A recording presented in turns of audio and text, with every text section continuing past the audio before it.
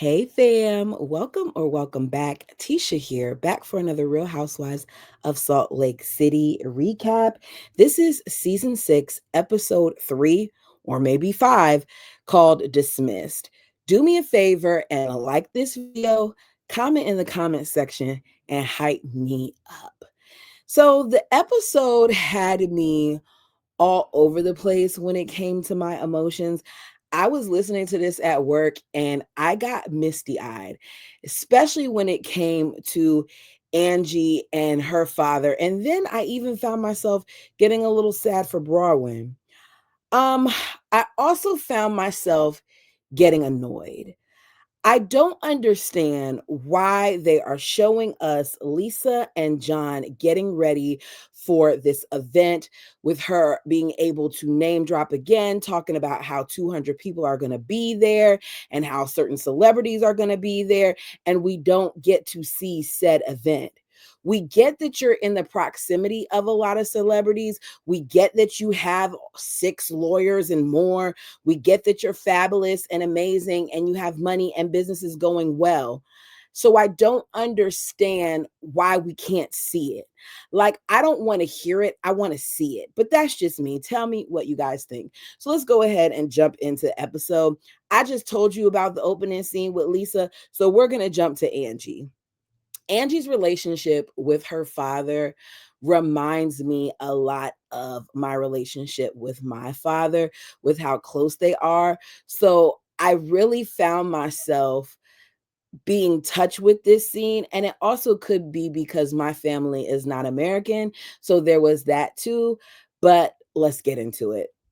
Angie talks to her father, who is 89, every day. She says she talks to him in the morning and then she talks to him again right before she goes to bed. She heads over to her father's home. I believe his name is Louis, to catch up and bring some stuff over because she has some fruit and stuff and to enjoy some Greek coffee. He says that he was cleaning up and he found some old pictures that he wants her to look at. So she's looking at some of these pictures of him and his family and she notices that they don't look very happy. And he explains why they weren't happy. He says it was a rough period. There was war, that German soldiers came into their village when he was around 7 years old and they basically destroyed it.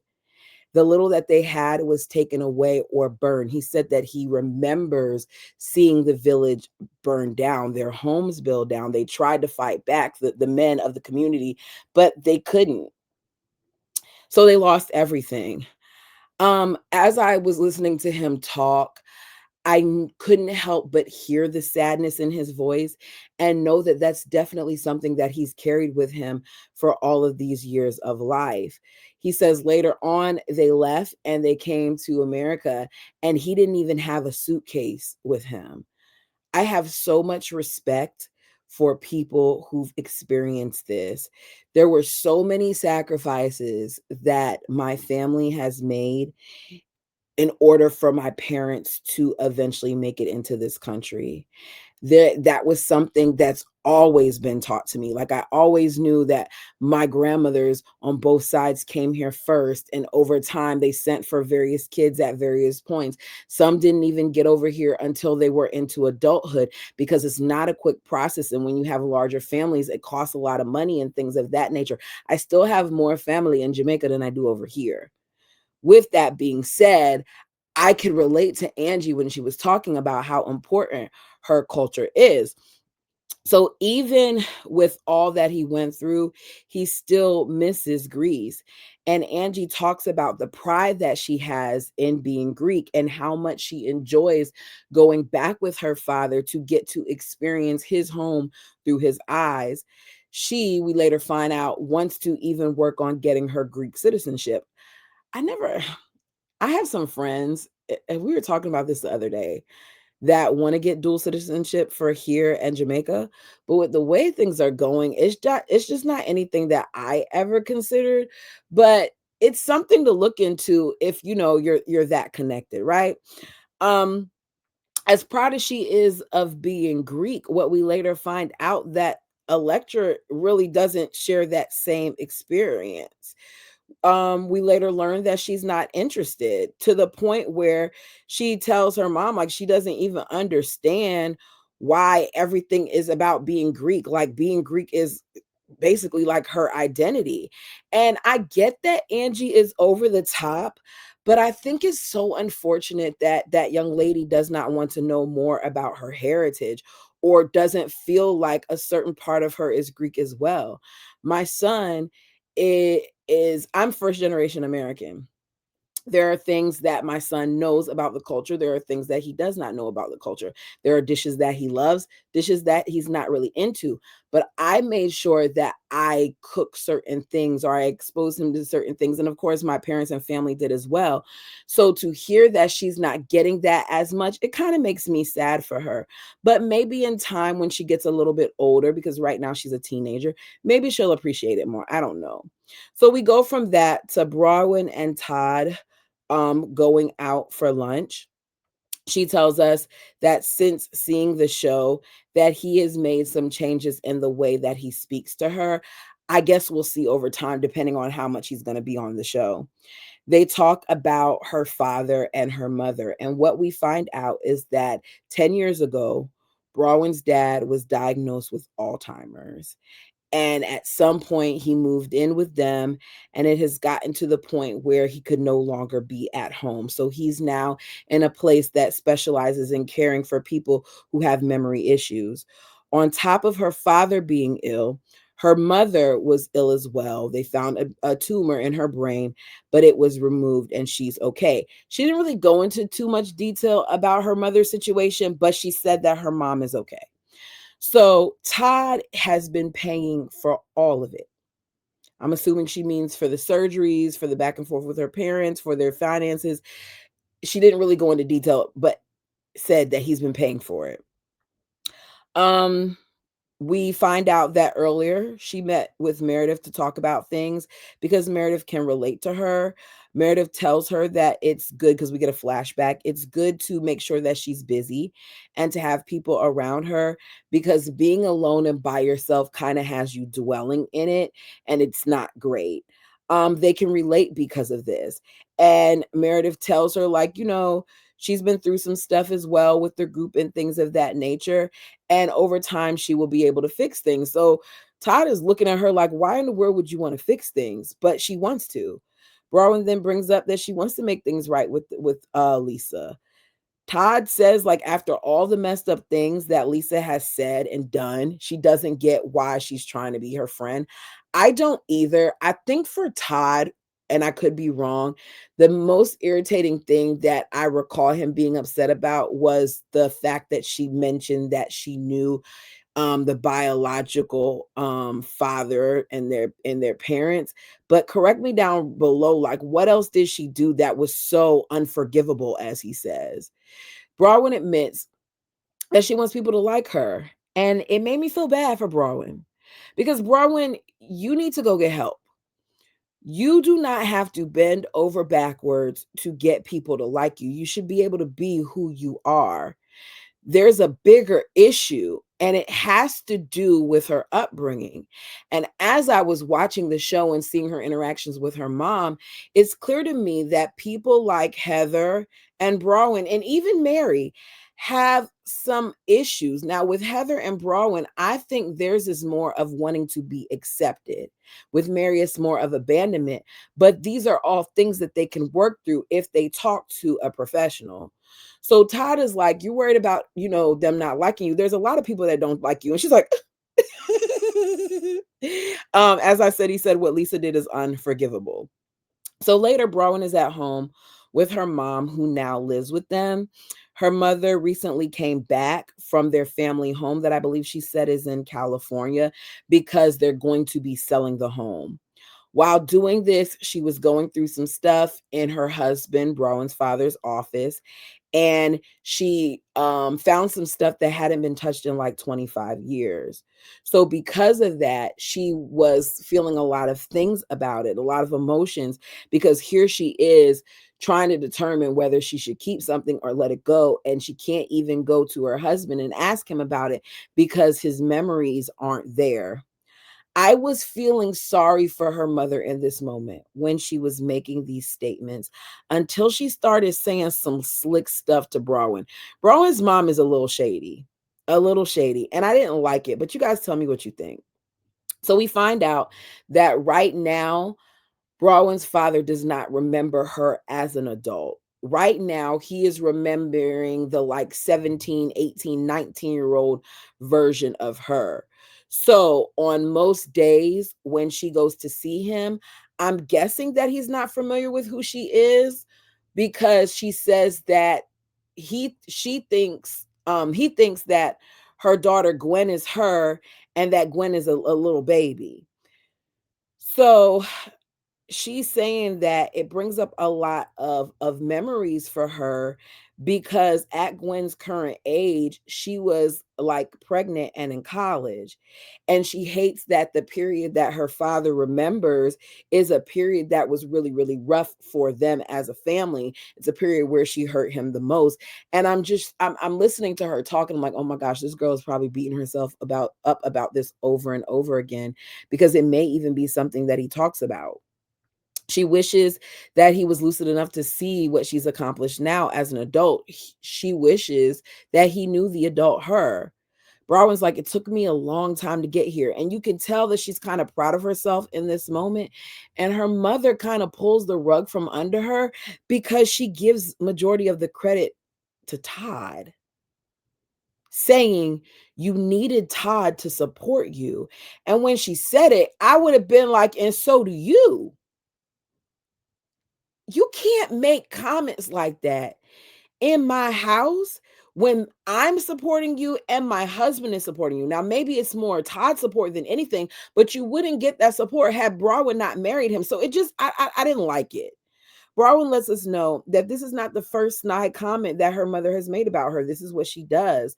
And I said, this is why she shows up the way that she does in her marriage and in friendships. She is still that little girl who wants her parents' approval. And it makes me feel bad for her because it doesn't seem like something that she's going to get. And she needs to process that it's okay not to receive their approval. So we go from that to Heather. Now, Heather meant it when she says she was excited about being an empty nester because she is at her home preparing this bedroom. Heather's excited. Angie's trying to learn how to navigate having a teenager that's coming into her own and doesn't need or want Angie. One of the mistakes that I think not just Angie, but some parents make is we pour so much into our kids that once they get to this certain point, we don't know what it's like to navigate as just ourselves rather than so and so's mom or so and so's wife or so and so business owner. And I think that's the problem that Angie's having now because her daughter is becoming more independent. So Heather has cleared out her bedroom and is ready to make it her words, her love den. Angie's there to help paint a little bit and, in my opinion, talk about the party. So Heather, who had so much to say about the other ladies talking badly about Lisa, in my opinion, in Lisa Barlow's standards, is now doing it too. Because what Heather said isn't much different from some of the things that Angie said in this scene. Y'all tell me what you think. So Heather, because Angie was like, yeah, she started going off and stuff like that, and I was looking for you, but you were gone. And Heather admits to hiding out because she didn't want any parts of it. You didn't want any parts of it, but you kind of got the ball rolling because you ran to Meredith, not Meredith, you ran to Lisa to tell her what's going on. So Angie's like, yeah, Lisa came up to me, confronted me, and then told me that Brittany basically ratted me out and told her about the Jen comment. Heather is like, look, we clearly have a friend who is either in financial distress or living a lie or is under attack because of these lawsuits. Angie's like, yeah, I had compassion for her, but I'm kind of tired of the way that she shows up, the way she brags about things and says all these things, but she has all this stuff going on. At this point, I just want the truth. I don't think you're going to get it because you all haven't been friends, good friends to each other. I like Angie on most days. I'm not going to sit here and act like there weren't times where I felt like Angie threw Lisa under the bus and vice versa. They've done it to each other. And Heather kind of points out that, Lisa, feels a way about the situation with you, as does Angie. So Heather says that Lisa did say that their lives are very different. that Lisa's life is very different from theirs. And she kind of told her she didn't believe that. And for her, she values her friendship with Lisa. Sounds to me like Heather is trying really, really hard to make sure that she doesn't get on Lisa's bad side. But you guys tell me what you think. So let's get to what a lot of this episode was about. Lisa is having her dismiss theme luncheon with the ladies. It was real whack to me. Really, really whack to me. And it fell flat. And it's just much of the same where they get into a screaming match. Lisa talks over people, and then her and Whitney really get into a screaming match, and somebody walks off. If Lisa's not going to walk off, then Whitney's going to walk off. The two of them are really good at doing that. So, first, she's going to be meeting up with who she's calling the A team. She does not want the people who want to backstab her at this event. So the A team is Amy, the socialite, Mary, Meredith, and Heather. Is Amy going to be a friend of? Because this is yet another episode now that we're seeing Amy.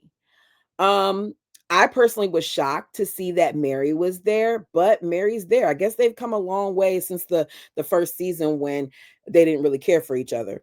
So they go skeet shooting, which is special to Lisa because this is something that she does a lot with her family. Earlier, when she told Amy about her plans on having the group meet up for lunch, Amy told her that was really big of you, but Lisa knows that it's not big of her at all because she tells her, wait till you see what I have planned for the lunch. I'm always a target, so it's time to switch it around. Lisa loves to rewrite history. You're not always a target. That's not the case. I think that there are instances where the target rotates. There was a season where Mary was the target. There was a season where Whitney was the target. Like Jen, no, Jen wasn't really the target because y'all was kissing Jen's butt. But the point is, there have been multiple seasons where various people got a hit or people were talking about them. So they go to this room for lunch, and when they walk in, there's a whole bunch of giant sized posters of blown up affidavits with Lisa's lawsuit, I guess, with the words dismiss written in red plastered on the front of them. There's also a big picture of Lisa and John on a yacht, and one of them front row, as she points out to us at the Jazz game. Lisa, you cannot be this shallow. What did the picture of you on the yacht and you at the Jazz game have to do with you trying to clear this matter up? It's just yet another flex for her. So Lisa says allegations aren't facts. Deny, deny, deny, deny. I am confused, and Mary is too, because Mary tells us that she is confused, she'll stay confused, and she'll leave confused. I laughed at that because I was like, yeah, I'm confused too, very confused. So Lisa says, today is all about me. She wants everyone to get clarity, especially because so much was said about her when they went camping. I understand why Lisa will want to know what was said about her, but in my opinion, this was not the way to handle it because I don't think she ever intended for clarity to be established. I think that Lisa just wanted to argue with the girls because Lisa likes to argue and go back and forth. So she says, we're here to get clarity on the accusations, misinformations, and the lies. They don't understand what the point of the boards are and how the boards clarify anything. And she's like, it says it, dismiss, dismiss, dismiss. And I think it was Brawin who asked something about, is it really dismissed? And she's like, it's none of your effing business. And I said, okay, you called them here to talk about it. They're asking questions like, are you trying to have clarity or not? Because in order to clarify things, I'm going to have to ask a question and you're going to have to respond. There's a mutual exchange that goes on here. It's not just you just pouring whatever you want to pour out and us listening to it. According to Brawin, all the cases are not dismissed. Angie begins to ask some questions. Lisa, as usual, attempts to interrupt her while she's talking. And Angie's like, like, let me get it out. I personally would not be able to deal with Lisa Barlow because Lisa does not shut up. In order to hear, you have to at some point close your mouth and listen without talking over somebody. She doesn't do that. She just wants to say whatever she wants to say, and she doesn't want anybody else to be heard. So Angie wants to ask some questions about things that she says to Lisa aren't adding up. So you want to say that she's talking about you behind your back? Now she's here to your face and she's asking you the things, and she's saying even more in your face than she was at that campsite. Angie says the mystery man with whose credit card was in your wallet. How did she know that? Did she see this? I was confused by that. The man that paid off her car, a man that remodeled her home and is saying that you owe $118,000. Like there's a lot that's out there. Lisa denies all of it at first. But when Amy says, look, they had a business together when talking about the credit card thing, they had a business together. You share the credit card sometimes. Lisa's like, yeah. See, they don't understand. They don't understand. Which is it? Is it true or not? Like, what's the real story behind this credit card that y'all keep talking about? Because it's getting annoying.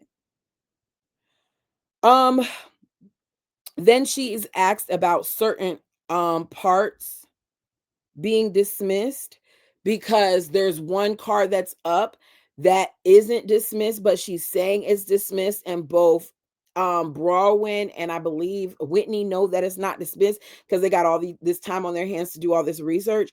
And she says it's in the process of being dismissed, which means it's not dismissed. Being in the process and being dismissed are two different things. So it's a bunch of back and forth.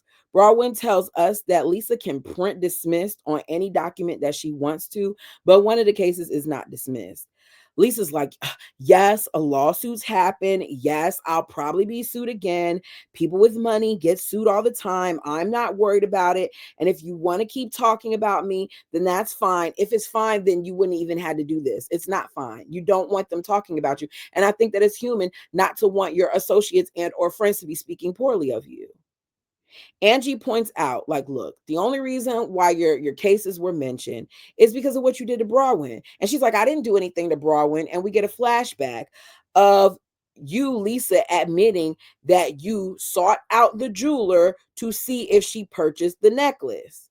Lisa loves to act like she didn't do certain things. Lisa loves to dig up people's information and hold on to it so when the time comes and she needs to, she can spray them.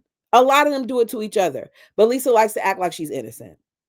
So Lisa, of course, is like, I couldn't go on that trip because I was at the movie premiere for Ben Affleck and Blake and da da da da. And she's name dropping left and right, and she's calling Baldwin a liar. And Heather's like, look, you called us here because you said you wanted to clarify things. Just clarify things. Lisa's like, I have money. I got sued a bunch of times, but there is no merit to it. So they're going back and forth. Not Heather, but the girls. So Lisa wants to know what Angie hopes to gain from talking badly about her. I don't feel like Angie talked that badly about her. Like, Lisa, you weren't there to know exactly what was said. She made the Jen Shaw comparison, but she quickly took it back and said that it was a bad joke. So why are we still going on with this? So Mary is now going to stick up for her friend because she's like, all of us were talking about you. It wasn't just Angie. Thank you, Mary. But one of the things that I noticed is she didn't ask Mary, what did you say? She didn't ask Heather, what did you say? Meredith, what did you say? She didn't do any of that. When Mary said what she said, she left it alone. I don't know why she didn't want to know information from Mary, because season one, Heather might have been going back and forth with Mary, but I guess this season she's not coming for Mary. So at least not yet. So Angie is trying to explain her frustration with Lisa and how she keeps interrupting her, and how she's not listening, and Lisa does those very things. Then to deflect, she calls Angie a Jen Shaw wannabe, saying that she uses the same hairstylist. She isn't. The same brow girl. A lot of them apparently go to her because all the ladies are talking about some, she's good, she's great, she's good. The same nail girl, the same lash girl. Who cares? Lisa, maybe if you use those same people, you would have looked better in your confessional. Maybe if you use the same hair girl, because Lisa's pretty. We're not going to act like all of these women are pretty. Maybe you wouldn't have looked like you were struggling in your confession, love. Like, let's not act like it's so horrible if she uses some of those same people. Maybe they're just that good. And just because Jen Shaw used somebody doesn't mean they're off limits, because she was the flawed person, not the hairstylist or the brow girl. It's Utah. Like, how many places do they have to go to out there? I don't know their area. Y'all let me know. So they start talking some more and about talking about her, and Whitney's like, look, we were tagged in your stories, so what exactly are we supposed to think if we're tagged in the stories that are about you? Meredith then enters the chat and tells Whitney, like, there are a bunch of allegations about you too, you know, Whitney. There's a lot of things about you too, but that does not make them true.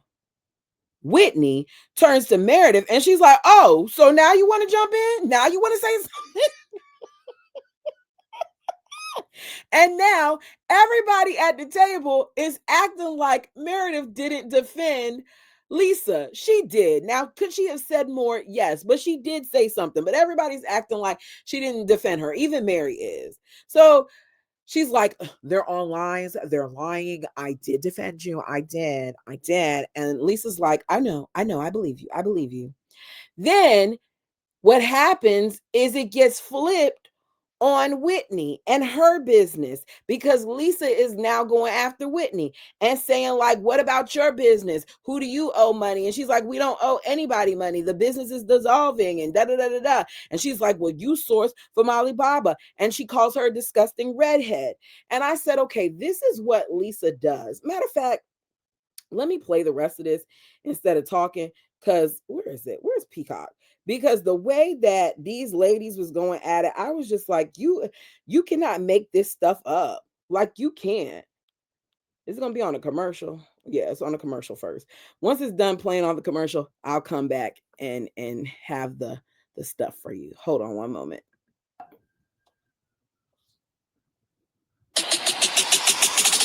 You are so frustrating because you won't listen. And you talk, and I'm willing to listen. I added on to a comment that was made, and I'm going to just spell it out again. I'm not the one trying to be Jen Shaw. That's not the part I wanted, but I'm not the one trying to be Jen Shaw. Okay. So I was just watching the clip. She's like, you used her, you used her, you used her. Mary's like, she's the best. This is totally stupid. Angie, get to my brow. Get to the meat and potatoes. Sorry to interrupt. Are you ready to order? You're the one that compared me to all it is, and they have not even ordered yet. All this fussing back and forth, and their orders have not even been put in yet. The poor waitress is standing there waiting to take their orders, and they're still going back and forth. Jen Shaw, this wouldn't have even come up if you didn't say that. Lisa, you sure lied about it. Haven't even ordered yet. It sounds like me to Jen Shaw. We can get back to this. All right, we went back a little bit, but here goes Whitney. You a question, okay, and I'll help clarify a lot. Ask a question. If you are being accused of asking for $400,000, and Whitney asked her if she's being accused of $400,000. This is Lisa.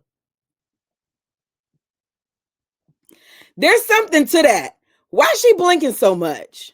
Huh? Why? Let's keep going. Care about it. We read about it. We're tagged in it. What are we supposed to think? Whitney, there are a lot of accusations about you out there. It doesn't make them true. So why are you typing? These ladies are a mess. You were silent camping. I was not silent. I've seen at least 5. Okay, so that's the whole point, where it's like you were silent, and all of them go around acting like she was silent. She wasn't silent. filing at least five lawsuits against Lisa Barlow. Lisa and John, yes. Let's deal with it with Lisa. Like, we don't need to do this behind her back. So she said right there, we don't need to do this behind her back. That was her speaking out. I feel like she could have said a little bit more, but it is what it is. She did stick up for her friend. I was surprised that Meredith didn't speak out more because she's got legal. Brittany, another lie from you. I would have been interested in your perspective because you're the only one with a law degree. And I forgot that Meredith had a law degree. This is what I want. This doesn't prove anything, Lisa. How are you unwinding your business? This is what she does. It's supposed to be about Lisa, but now Lisa is turning it to everybody else. So now she wants to know how Whitney's handling her business. The business that she already told us has gone down. I'm fine about her business. Don't say anything about it now. Let's talk about reflecting. How are you unwinding your business? You don't know anything about my business. You don't know anything about. I'm getting out of it. She says she's getting out of it. In other words, I don't owe people money like you do. Let's keep going. Didn't work out for me. So no one put money into your company. No one did a $10,000 buy-in. Justin and I did. No one did anything. Justin and I. Okay, so Justin and her bought into their own company.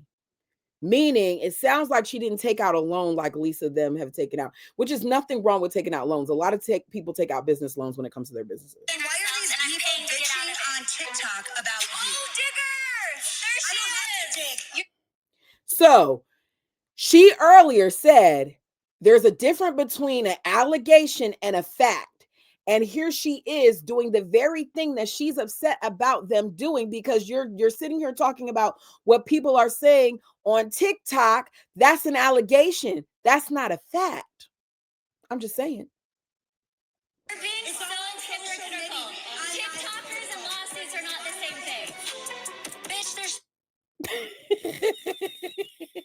I don't even be cussing this much. Sorry, y'all. TikToks about you and your new facelift. I'm not bringing that up. Oh, I forgot about that. These are legal documents that we're talking about. Coming for me is not going to vindicate you in the court of law. All of this could be eliminated if everybody just worry about themselves, right? And their own businesses. But that doesn't happen when you're on reality TV. Whitney, you're the last person that needs to be talking right now. She's scared. I'm not scared. Are you kidding me? Yeah, you're scared of the truth. No. I'm not scared of the truth. You're scared of the truth. You've lied about me. You're lying right now. This is all a cover-up for the truth. There's no cover-up for the truth. This is a judge saying he's dismissed. What is this? Not a cover-up. What's you are making your... Just because something is dismissed doesn't mean that it's not true. Just because something is dismissed doesn't mean that the person didn't do wrong. It just means that, sometimes there's not enough evidence to pursue it any further, which is why you really got to try really, really hard to make sure that you do all the work to get all the information that you need so that you can win your case. There's a cover-up. You don't know it. You are lying. Why are you going there right now, Lisa? You're the one doing disgusting redhead. She called her a disgusting redhead. She heard it as a redneck. She then gets up and leaves the table. She since said that she heard it differently. Whitney put that on Instagram. I saw her post, but she throws like her napkin at Lisa's face as she's leaving the table. She's in her face at one point, leaning in, fussing with her because she gets up, she tosses her napkin, she walks around the table.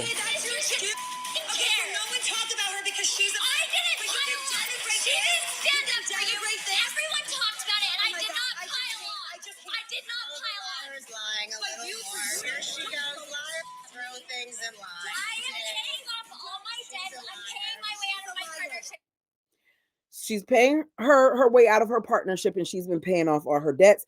And Meredith and Lisa keep calling her a liar. Meredith, You always jump in at the tail end of things. That's what Meredith does. Meredith really hasn't been bringing a lot to this to the season yet. I don't know.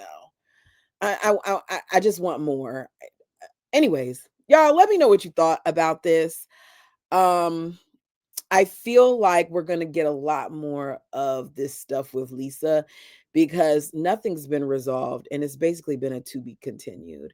If there's something that I didn't talk about that you want to mention, put it down below. Until next time.